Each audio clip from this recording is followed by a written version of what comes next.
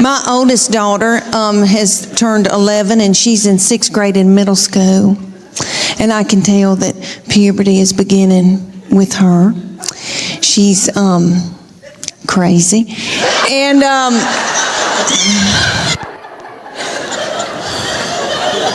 she's mean as a snake. And we're scared to death of her, but we just tiptoe around her. She cries a lot. She doesn't know why, and she tells us, I don't know why I'm crying. And we just try to get through it. But I'm telling you, she can run a household. She's a grown woman. She has been ever since she got here. So I said, you're going to have to come in here, baby. I said, your daddy's going to take care of y'all. I'm going to Nashville for like 3 days. She bust out crying. I said, what's wrong? She said, don't leave us with him. He doesn't know where the food is.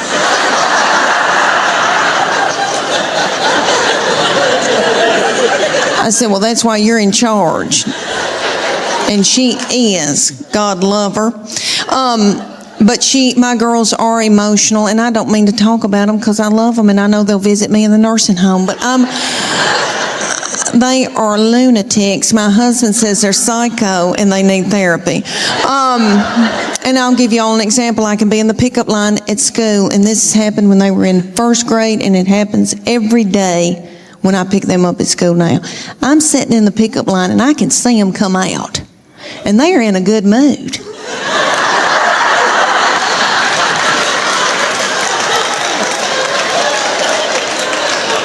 And they're goosing each other and giggling and doing and talking and having a good time. They're waving to the teachers and the principal. See you tomorrow. Okay. Then they come over to my vehicle. Get in. Shut the door. My 11-year-old take her backpack and sling it and hit me in the back of the head with it. Every day she says something like this.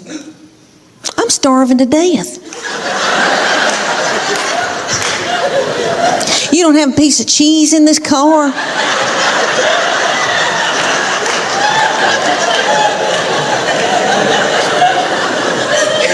Your driving's making me car sick. I hate her. Why'd you have her? And then my baby will be sitting up there in a daze. She'll be going, Mama, Mama, Mama, Mama, Mama, Mama, Mama. What? Mama, Mama, Mama. What? I'm listening. She asked me some of the craziest things. One day she said to me, did Jesus ever have head lice?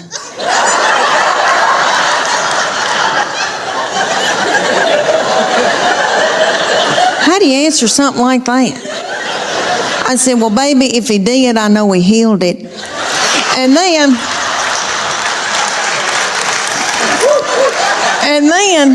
my girls be whipping each other in the back seat and telling each other how bad they hate each other and they wished each other were dead. And then my sweet boy will come out. He'll get in and he'll say, you know, they're building a new Home Depot up on 281.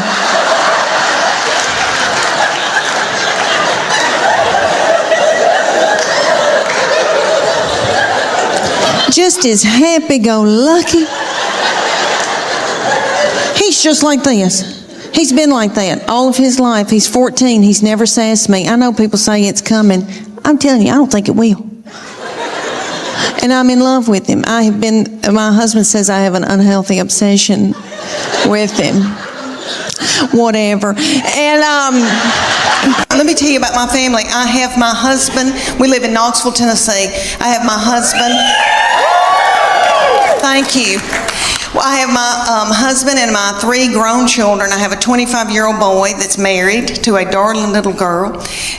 And then I have my 22-year-old daughter and then my 20-year-old daughter, and she's still in Knoxville with us. And so these children grew up and left me with their daddy. And he is so not fun. And so he doesn't chat. And so I'm just at home talking to myself. And we've got 2 beagles. And we miss these children so bad that we just sit and kiss them in the mouth. So I'm trying to adjust to just being with their daddy. And so I bought him tickets to go see Def Leppard and Journey. Woo! Okay, let me tell you. Have y'all been to concerts lately with old people that are older than I am? Okay. We went, and I thought, we're going to have a fun date. And I said, where are we going to go out to eat? And he goes, I don't have time for that. It was on a weeknight. So he went to the Pilot and bought himself a tall boy. And I think that's what it's called, and an egg salad sandwich from the Pilot. And so I didn't get to eat, and I was so hungry. And it dawned on me at a concert. You know, when I was 20 and I'd go to a concert, I was at University of Tennessee, and so I'd go to Thompson Bowling.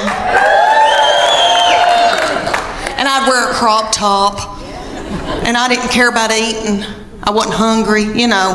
I was thinking what boys were going to be there, and I had on little bitty breeches because I still had a metabolism and my thyroid was acting right.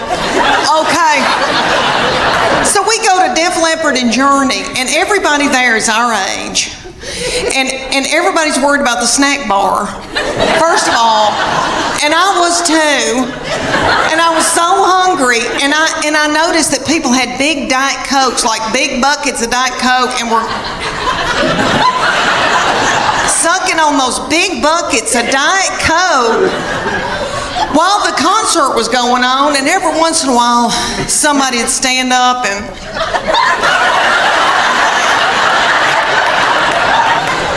and then they'd sit back down.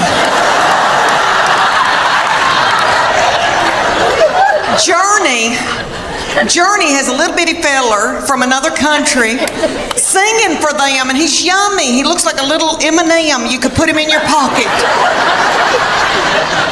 And you could tell he doesn't eat white flour and sugar.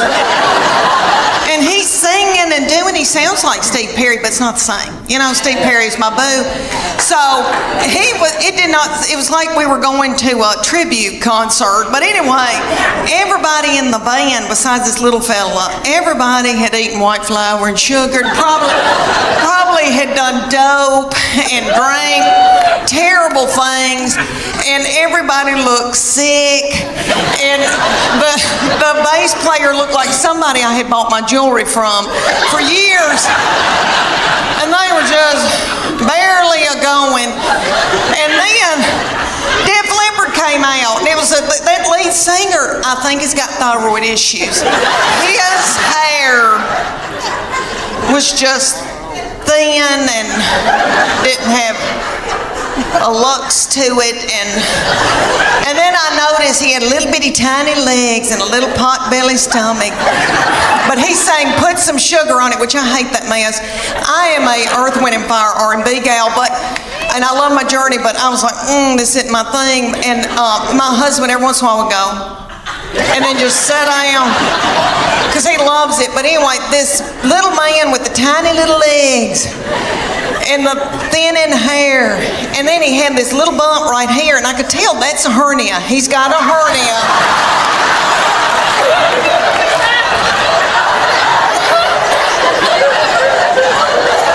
And I bet that he hadn't had time to get it fixed. He hadn't had time to put a mesh in.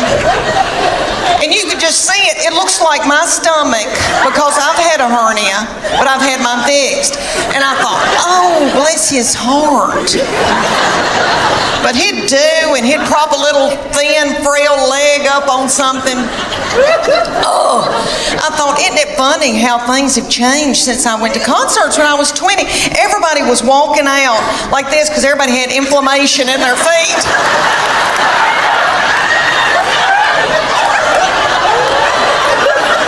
Trying to get to their car. And it was like 10 o'clock. I thought, what are we doing out here? What are we doing? We got to get home. We got to get in the bed. I praise God that Weight Watchers doesn't have a limit on how many times you can join. Because I've done Weight Watchers 9 times. And I've lost 7 pounds. And all.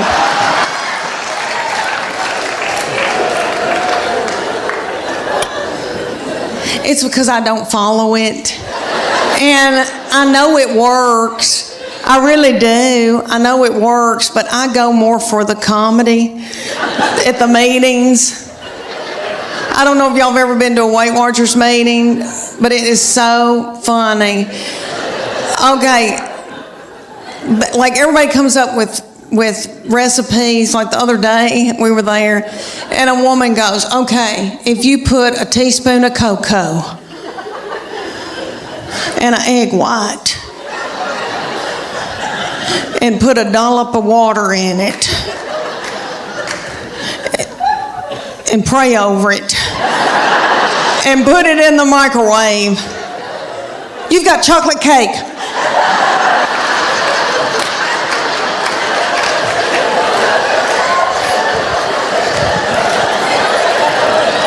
And we've all got our iPhone out and trying to film her. And then somebody will get up and they'll go, oh my gosh, y'all, there's fat-free chocolate mint ice cream, but you can only find it at the Harriman Walmart. And people start throwing chairs and like running in a panic. This is what I figured out about myself. Okay, I eat, and I think it's because I'm from sweet country farming people. We value our children and what we've grown to eat and what we've killed. So my people use food for everything. If you're happy, if you're sad, if whatever. I mean, a celebration, woo, okay.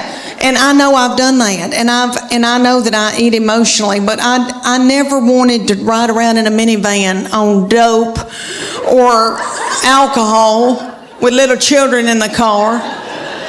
I didn't want to drink whiskey, so my kids would get to fighting, and my husband would say something hateful like, "What have you done all day?"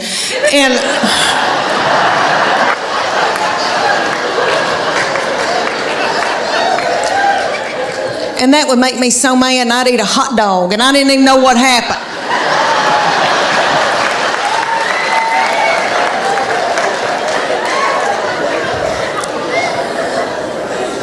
But Weight Watchers has a point system. So say you get like 23 points out of the day, and you got to go within those points, and they'll say, fruits and vegetables are free.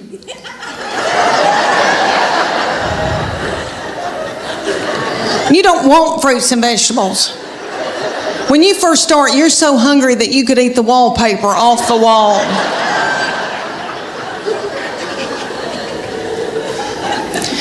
A chicken breast is 3 points. A Snicker bar is 12 points. That's what you want. I've been known to be in the closet turning a lamp on and off, eating a sleeve of Chips Ahoy cookies.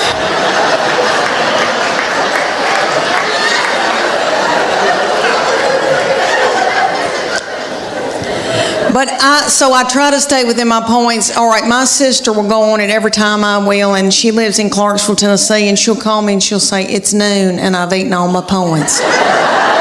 Okay, let me tell y'all that my middle child is 23 now, and she's the only one that checks on me. She called me a few minutes ago and said, did you get to Naples all right? And I said, yeah, baby, thank you for asking. Tell your daddy.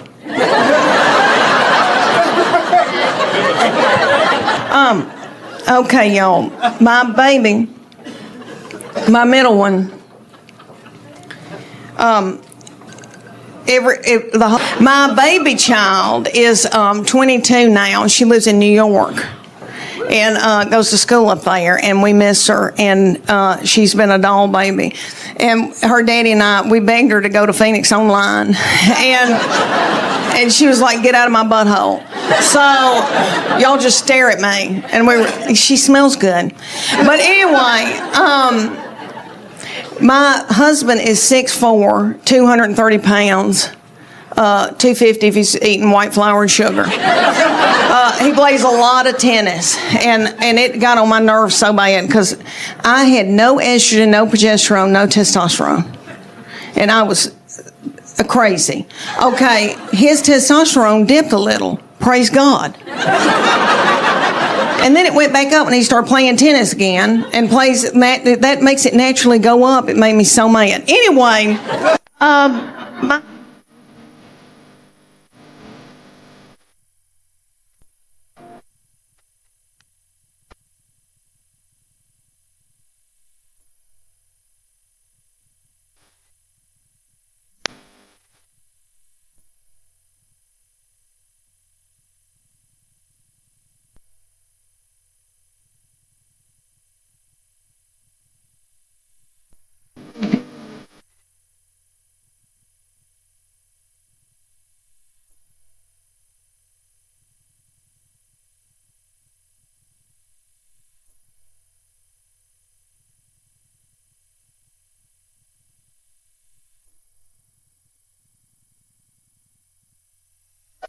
But anyway, so we wanted these children to be in sports, keep them off of dope.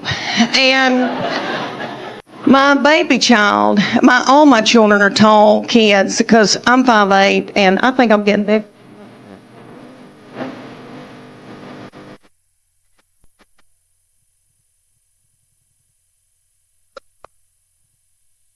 One more. Okay. Well, my baby child grew really quick, really fast, and was 5'6" in elementary school. And I think it was my fault. I think it was all that chicken. I think if anybody's in here my age, we didn't know about hormone-free back then. No, everybody, no. All that milk, it had stuff in it. Lord, I've raised her on a bunch of chicken and milk. Anyway, I would not do that to a grandbaby now. Okay, so she was very tall, very self-conscious, and she was taller than all the teacher tryout, whatever you want to call it. We didn't know anything about it. And this little woman, they ended up putting her on a bad Mamma Jamma squad because all the little children her age came up to hear on her. And somebody's got to throw them up in the air. So they were thrilled to have her. She's strong as a mule. So they said it's $150 a month for her to come in and take 2 nights a week to learn a 2.5-minute routine. I was like, okay. And they said, there's a uniform that we're going to order for her, and it's sequins up the sleeve. That's a whore outfit. And it came with its own bag of whore makeup.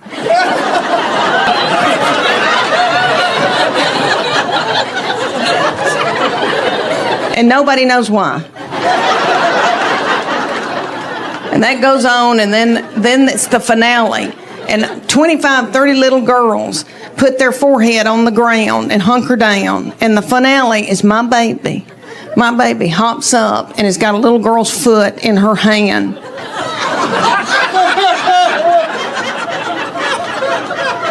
Are y'all listening to me over there? When's the last time y'all put somebody's... Oh. The gay boys went nuts. It was a big deal. Okay. So then they were like, oh, she's got to do it again. We got to have her next, because she didn't drop anybody and give anybody concussion. Those mamas had me on speed dial. They loved her. But she was like, you know what? I've got spirit. I know I do. But she said, I'm tired of this. I got it out of my system.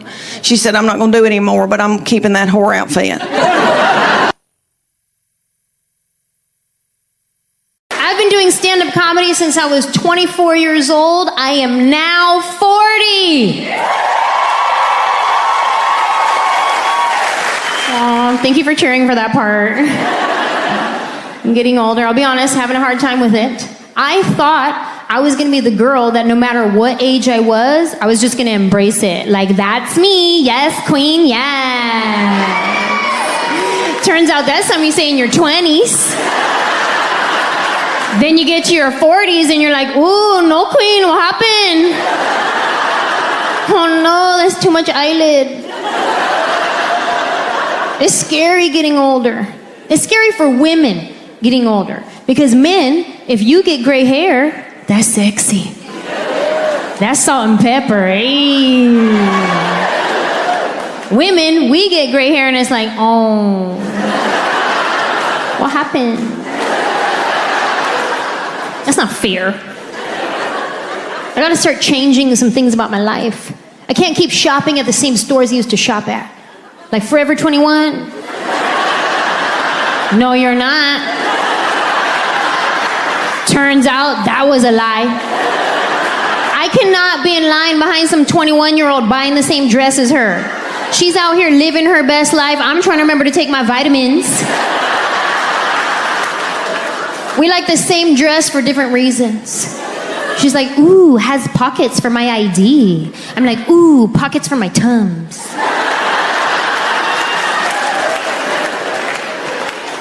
You gotta put that down. Go to Ann Taylor Loft where we belong. Go to White House Black Market. Do a loop-de-loo at Talbot's. Pass by J. Jill. Peek your head in at Chico's. And then go home because your feet hurt. I'm approaching the age where I'm gonna start getting my clothes the same place I get my groceries. Say I won't. You will catch me at Costco. Yeah. About to get them Kirkland jeans, them Kirkland socks, that Kirkland body wash. Hey, this Kirkland gang, what?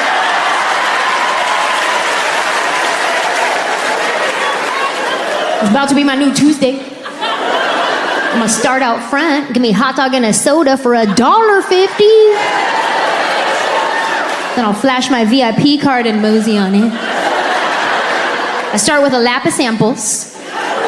Then I take my hair out of my ponytail, make a lap in the other direction. Round 2. Hey, but if you come in for a second sample at Costco, be warned. These sample ladies get offended. They act a type of way if you come in for a second sample. Like they have been baking from scratch all day long. Like, really? Beth? Just give me another chicken tender. Why you gotta do this? It's embarrassing enough just asking for a sample. It's embarrassing, right? Because you have to pretend like you've never heard of this product before.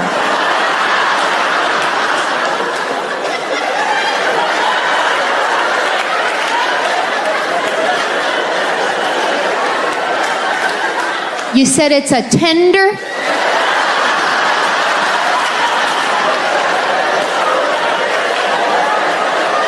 And you dip it?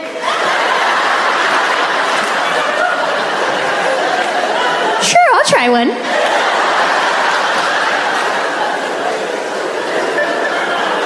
I be coming up with lies just to get a second sample. I do. I'll be like, I'm sorry, can I get another one for my husband who's really hungry? Where is he? Oh, he's at home.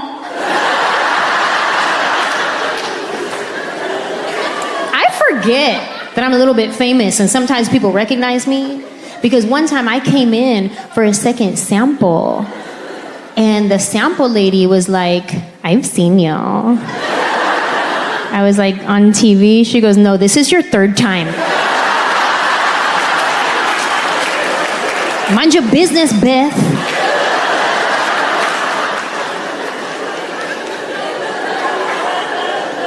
It's hard getting older.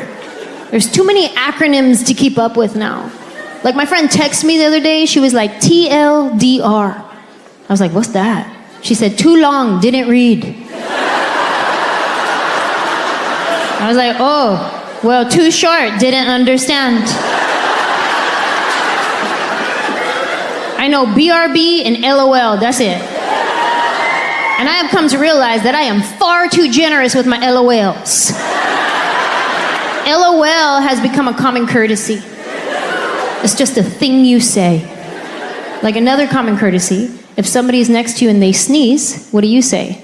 Bless you. But are you really blessing them from God? No, it's just a thing you say.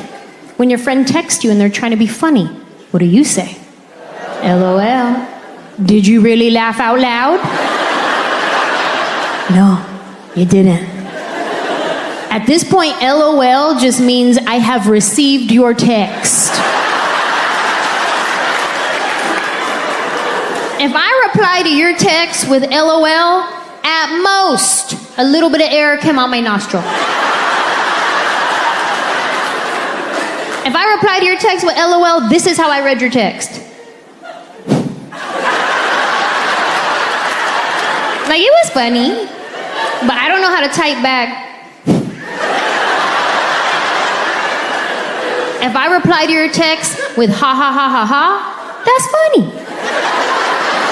If I reply to your text with bwah ha ha ha ha, like BWHAHA, that means that was so funny I had to spit something out my mouth. If I reply to your text with rows of ha ha ha ha ha ha, I start using other letters like HHJK ha ha ha, QRST ha ha ha, that means that I said something funny and I'm really proud of myself.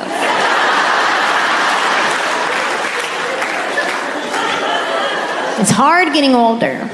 But no matter how old I get, I will always be younger than my sister, okay?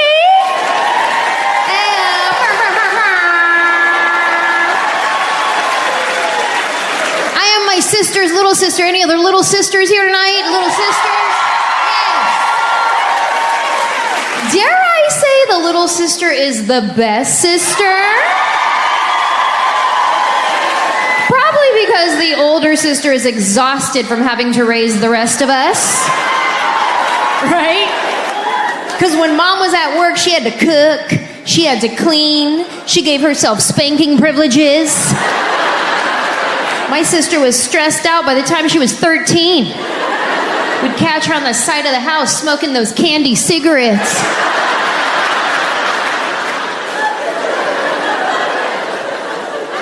There was a dark period of time where she was going through about 6 packs a day. Probably because those things only had 1 puff of smoke in each cigarette. Those were some wild times, man. We'd be at the ice cream truck ordering fake cigarettes, fake chewing tobacco. I was 9 years old doing lines of lemon salt on my hand. Wild. I am my sister's little sister. We grew up best friends. We're still best friends. I talk to my sister like 5 times a day, which is great for me, not so much for her because she has a real job. And I call her when she's at work, so she answers the phone in her work voice. Hello. I go, hi. What's up? Oh, nothing. What are you doing?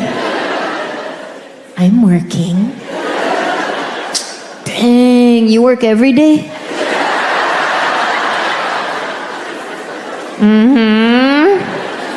All right, then. Anyway, I was watching this show last night. It was real good, but then I fell asleep and I had the craziest dream. I was hiking up this mountain and there were these little birds in my shoe that kept chirping at me. Then I get to the top of the mountain and grandma's house is there, but not grandma from San Jose, grandma from Reno. And I was like, dang, that's crazy. Anyway, what are you doing? Still working. Okay, call me later, bye. And I hang up. Only she doesn't call me later. So I have to call her later. But she's at work. I don't want to be a pest. So I give it like at least an hour. Then I call her back. Now she answers the phone. No more work voice. Now she has deadlines. She has things to do. Now she answers the phone. What's up? Oh. Real quick,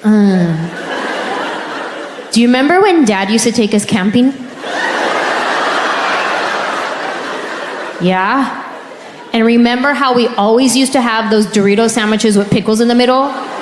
Yeah? Those are good, huh? And you'd think she'd be pissed because I'm wasting her time, but now we're talking about food, and food is our jam, so she participates. Those were so good. I haven't thought about those in forever. I know. Do you ever think about Chef Boyardee raviolis? Yeah? Do you ever think about fish sticks? Yeah? Okay, I'll call you later. Bye. If I ever call my sister and she doesn't answer the phone, I automatically assume it was a mistake. She left her phone in the bathroom. I should definitely call her right back. And if she still doesn't answer the phone, then I wait for the text message from her that says, on a conference call, what's up? If I don't get the on a conference call, what's up text, then I know for a fact she's probably being attacked, and I should definitely call her till she answers the phone. But she loves it though, you know what I mean? Especially when she's real busy at work, I'm like a breath of fresh air.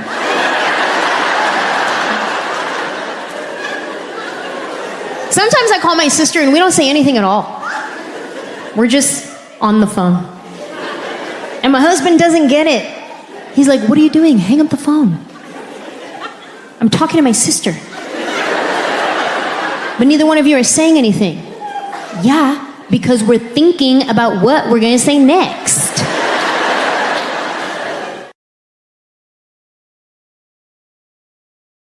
I want to be hip. I don't want to be a goober mama. Have y'all seen the goober mamas? The mamas that wear blue jeans up their armpits, you know? I don't want to be like that. So I went to the Gap to get some low-rising blue jeans.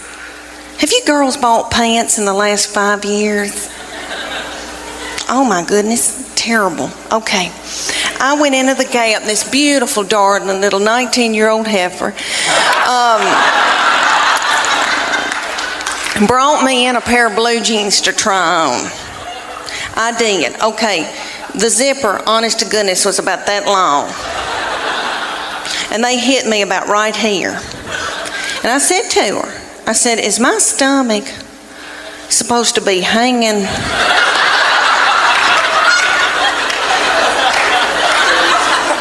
out over my blue jeans? It looks like a small purse. I said, are my panties supposed to be hanging out this far out of the back of my pants? She said, no, you're supposed to wear a thong. I said, excuse me, miss, but I'm a Christian. I don't use my panties for evil. I praise God that Weight Watchers doesn't have a limit on how many times you can join. Because I've done Weight Watchers 9 times. And I've lost 7 pounds in all.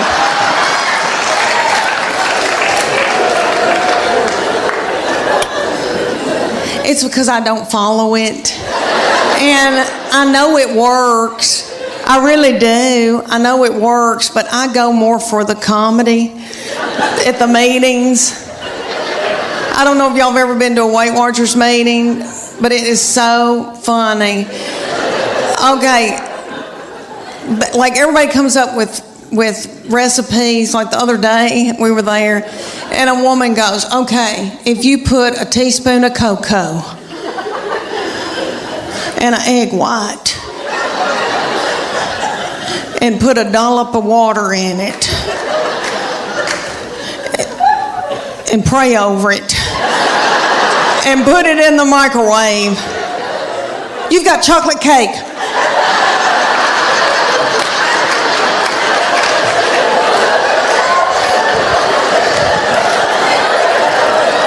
And we've all got our iPhone out and trying to film her. And then somebody will get up and they'll go, oh my gosh, y'all, there's fat-free chocolate mint ice cream, but you can only find it at the Harriman Walmart. And people start throwing chairs and like running in a panic.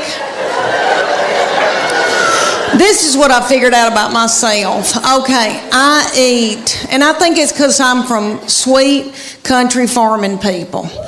We value our children and what we've grown to eat and what we've killed. So, my people use food for everything. If you're happy, if you're sad, if whatever. I mean, a celebration, woo, okay. And I know I've done that, and I know that I eat emotionally, but I never wanted to ride around in a minivan on dope or alcohol with little children in the car. I didn't want to drink whiskey, so my kids would get to fighting, and my husband would say something hateful like, "What have you done all day?"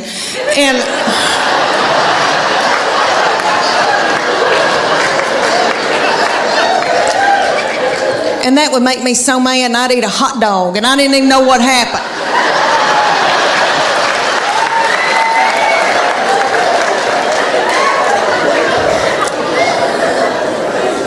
But Weight Watchers has a point system. So say you get like 23 points out of the day, and you got to go within those points, and they'll say, fruits and vegetables are free.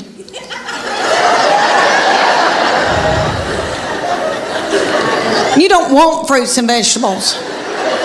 When you first start, you're so hungry that you could eat the wallpaper off the wall.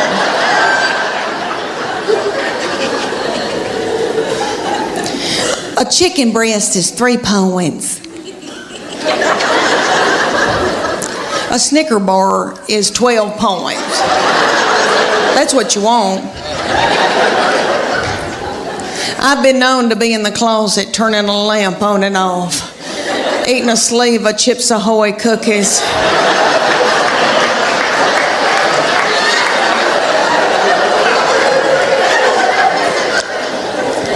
But I try to stay within my points. All right, my sister will go on it every time I will, and she lives in Clarksville, Tennessee, and she'll call me and she'll say, it's noon, and I've eaten all my points. Tennessee, in Knoxville, our children's hospital, had asked me for years to be in there Dancing with the Stars.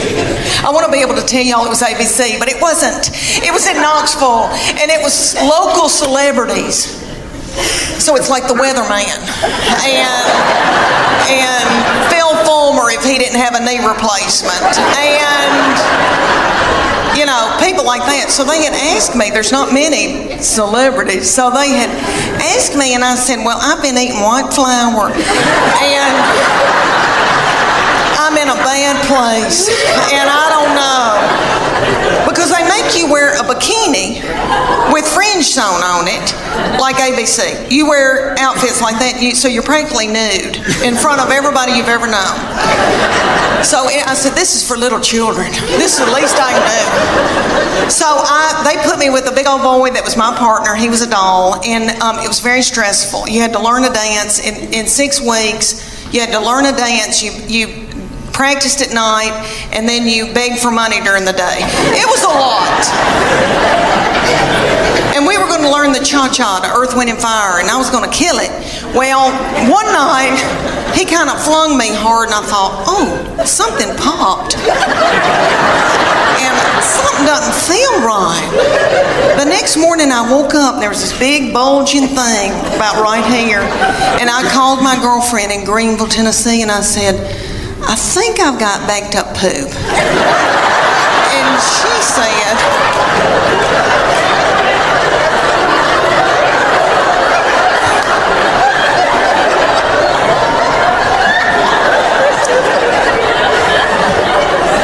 because I have trouble with that. But she said, I don't think poop goes up that far. And so she looked on her iPad on WebMD, and she sent me this picture of this man looked like an alien coming out of him. She said, is that it? And I go, that's it. She goes, you've got a hernia. So I went to my doctor, and they said, we can't push this thing back in. And so the thing was in 5 days with Children's Hospital, and I didn't want to let them down. And I thought, Lord, what are we going to do? And my girls stepped in and learned a dance in 4 days. Bless their hearts, and they're practically nude. And they had to wear all that and I came out in a wheelchair to Proud Mary. I'll never forget the day that I found out about her, and I feel terrible about it now. But I was overwhelmed. I knew something wasn't right. I didn't feel good. I thought, oh my gosh, surely I'm not pregnant this quick, this soon. And you know when you got to know something, you got to know it right then. I had no right then. I grabbed up my 2 babies and diaper bag and all that stuff you take with you everywhere you go, and I went to the Walmart in the foothills of the Appalachian Mountains. And I bought an EPT pregnancy test, and I took it in the stall at Walmart. And I tinkled on it. And my 3-year-old boy looked at me, he said, "What, is it positive?"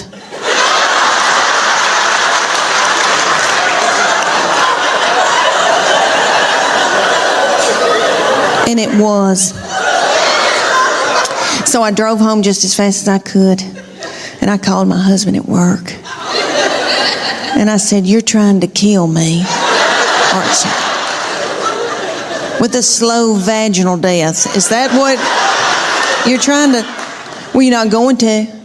You better get home right now, because I'm going to walk out in the woods and let the animals eat me."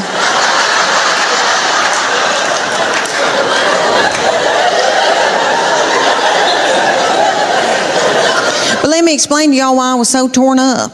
I had a 13-month-old baby girl in diapers and a 3-year-old little boy in Superman panties with doo-doo balls falling out.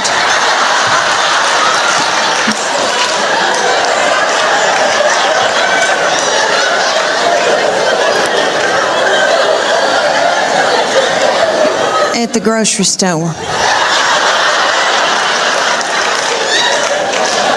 I thought, oh my Lord, did anybody see that?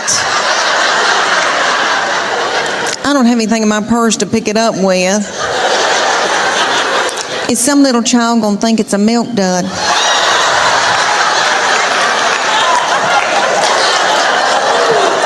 Let's just keep on moving, everybody. Just keep on moving.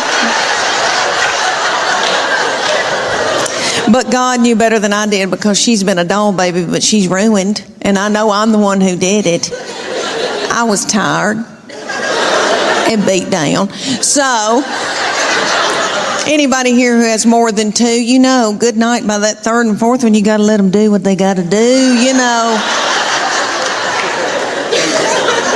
She still cries over anything. She cries because she knows she gets her way. I said, "What's she crying about?" "She wants your toy." "Well, just give it to her." I can't deal with it. So one of my good friends in Nashville said, "I'm selling this jewelry." And you get out and you schlep this jewelry around in women's houses like Tupperware. So, and I didn't even care about jewelry. So I get out and start selling this jewelry. And instead of talking about jewelry, I talk about breastfeeding and hemorrhoids and how my husband doesn't wake up when the baby's crying and all that. I kind of developed an act. And women thought I was funny. And one night somebody peed on a couch, Charlie. And I thought then, I've got something. And I had always loved comedy. My husband and I had been on a trip. Wait. Okay, back this up. I thought when you said someone peed on a couch, I thought that was the beginning of a news story. But you're saying someone laughed so hard they just peed on a couch, and that's how you knew. That's how you knew. That's how I knew. Something. I'm not kidding. That was a God moment. When I clicked in my head, I thought, okay, I've got it. Because I'd been thinking all this time that I'd not been doing anything. Always in my heart, I thought I'm going to be doing something. And I'd always loved comedy. I knew I was funny. I knew I could tell a story. But, you know, when you come from a little country town and then, you know, everybody takes a traditional bath and you go to college and everybody expects you to be a certain, I just did not know how and I didn't know when, but I knew I was still going to do it. Yeah. And so my husband and I had been to the Comedy Store on a trip in LA, and I watched them. Dom Herrera got up. I'm trying to think of all the people that were there, but it was a wonderful night. And I remember thinking in my head, I can do this. I'm going to be doing this. But I just kept it to myself. And so I start selling this jewelry, and women start booking me so far in advance, like a year in advance, to have these jewelry parties. So I look back on it now, there were no comedy clubs, but it was my own little comedy club in every one of these little houses. And I'd go and put that jewelry out on somebody's kitchen table. And then I'd talk about, breastfeeding, hemorrhoids, and, stuff mamas go through. And the company noticed and started asking me to speak at their big things. And women, it was all women, and they in the audience, and they would come up to me after and go, "You need to be a stand-up comedian." And there was a guy there who had done comedy a long time in this was a Christian jewelry business. And so there was a Christian comic, Dennis Swanberg. I cannot believe I remember his name, but he was big in the Christian comedy world. And I didn't even know anything about Christian comedy, but he came up to me and he goes, "I think you need to try stand-up." He was like the big entertainment, and I was just a speaker. And I literally breastfed by then I had my second baby. She's 25 now. I nursed her on the toilet in Opryland Hotel in Nashville, handed her over to my mama, and then got up on stage and talked. So anyway, he came up to me and said, "I think you need to try it." And the women were saying it, and it gave me the confidence, Charlie, to do it. And so little things, just people came in my path, and I just fell into stuff. And I started doing like little things around the community for like the Rotary Club or Kiwanis Capers. And honey, I thought I was Chris Rock. And my husband sold that business and went to work for a large mobile home company that's all over the United States. It's a Berkshire Hathaway, Warren Buffett company. And they moved us to San Antonio. And San Antonio had a club. And I started working that club. And it wasn't that great a fit, but I was unique there. It was a lot of Hispanic comics, and they were all darling, but that was kind of the thing there. And so I started driving to Austin, Texas, to Cap City Comedy Club, which is one of the best comedy clubs in the United States. And Margie Cole was ran it for years with Dennis Miller's brother from Saturday Night Live. And she believed in me and moved me from opener to headliner for the first time in their history. I never featured. I mean, I maybe featured 2 or 3 times, but she moved me from opener to headliner. And let me tell you, Charlie, I sucked. And I had explosive, this is terrible to say, but I had horrible diarrhea all week. I mean, like, I just thought I'm going to have to go to the hospital. I was so torn up and not ready, but she believed in me. And that's how I got started. And that from there, things kind of, Journey has a little bitty feller from another country singing for them, and he's yummy. He looks like a little M&M. You could put him in your pocket. And you can tell he doesn't eat white flour and sugar. And he's singing and he sounds like Steve Perry, but it's not the same. Steve Perry's my boo. So it was like we were going to a tribute concert. But anyway, everybody in the band, besides this little fella, everybody had eaten white flour and sugar, probably had done dope and drank terrible things, and everybody looked sick. And the bass player looked like somebody I had bought my jewelry from for years. And they were just barely a-going. And then Def Leppard came out, and it was that lead singer, I think, has got thyroid issues. His hair was just thin and didn't have a lux to it, and then I noticed he had little bitty tiny legs and a little pot-belly stomach. But he sang "Put Some Sugar on It," which I hate that mess. I am a Earth, Wind and Fire R&B gal, and I love my Journey, but I was like, this isn't my thing. And my husband every once in a while would go and then just sit down because he loves it. But anyway, this little man with the tiny little legs and the thinning hair, and then he had this little bump right here, and I could tell that's a hernia. He's got a hernia.